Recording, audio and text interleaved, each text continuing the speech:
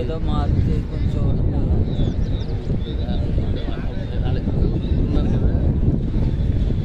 మనిషి మటుకు దూరంగా ఉంది. ఈరోజు రాజమండ్రిలో ఉన్నారు. అయ్యా నాకు ఇంట్లో అందరూ చుట్టుపక్కల వాళ్ళ గురించి వెళ్ళాలి. పెళ్ళి ఎలాగైనా అయ్యేటట్టు చూడండి అయ్యా. ఎంతో కొంత డబ్బులు ఇచ్చుకుంటాను అయ్యా. అయ్యా నాకన్నా ఉంది కానీ నీకు లేదు. అయ్యా బతిమాలుకుంటున్నాను అయ్యా.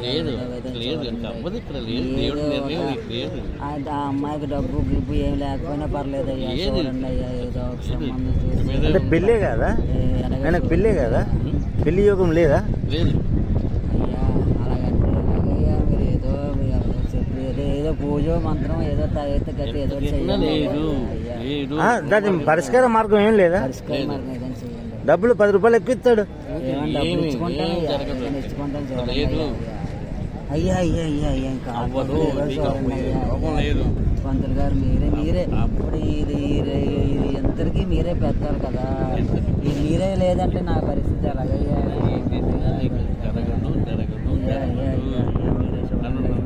దొరకరావు గారు మీరే చూడండి గుండె సార్ చూడండి అయ్యా.